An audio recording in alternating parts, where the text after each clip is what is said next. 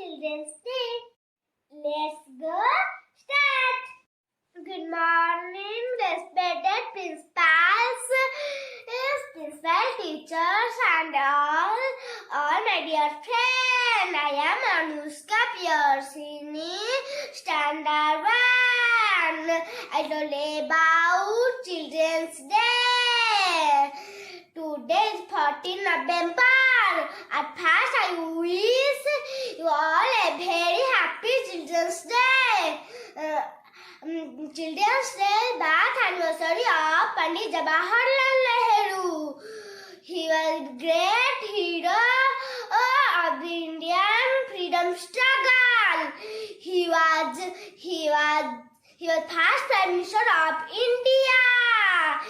He was very fond of children.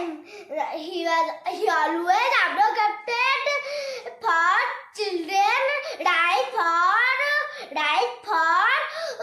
safety, health and education. This day reminds everybody that are the future of the nation. Children's Day, very special day for all children. Thank you.